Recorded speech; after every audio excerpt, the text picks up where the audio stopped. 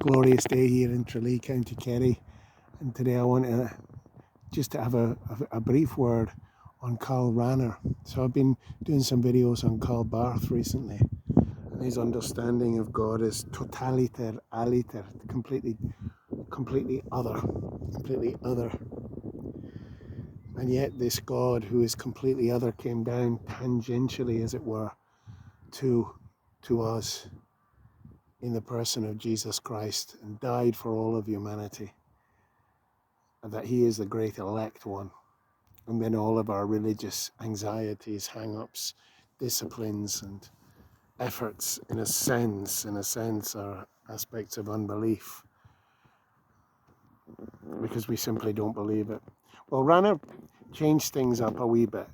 They were good friends, and I'm sure the conversations between the two would be very interesting that you can recreate on AI. But what Rahner said was that God is the supreme transcendent, who is at the same time subjectively within us, and God has put his spirit into us, which is why we all have this sense of the transcendent. We all seek to improve ourselves. We all seek to progress, to move.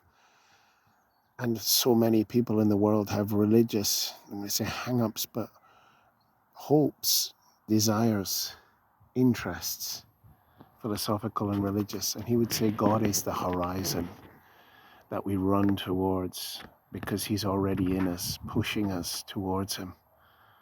I really like that. And then he'd say that, Christianity is one antennae. For us, it's the key antenna which we use to make contact with this God. Or that Christ is the supreme window we look through to see the face of God, to see what God is like. He who has seen me has seen the Father, says Jesus, but not the only window, and not the only antenna. And this is where Rahner came up with the idea of anonymous Christians, that many people are Christians without even knowing they're Christian, because they're running towards the horizon, running towards those distant mountains, running towards God.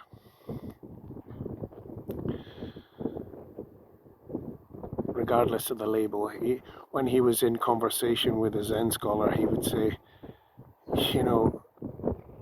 you are every bit as Christian as I am.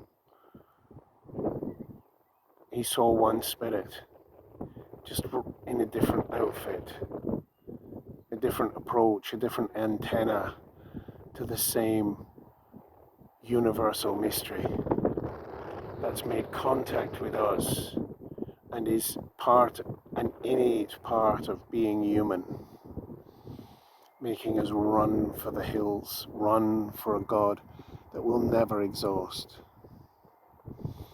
So one sees in Rahner's thinking universalism, but also the idea that salvation is transformation. We can never sit still. Kind of like St. Gregory of Nyssa's epictesis, I think it's called. Epistasis or something, where we're always growing, even beyond this life. In heaven, he conceived the soul would be ever growing in God for all eternity.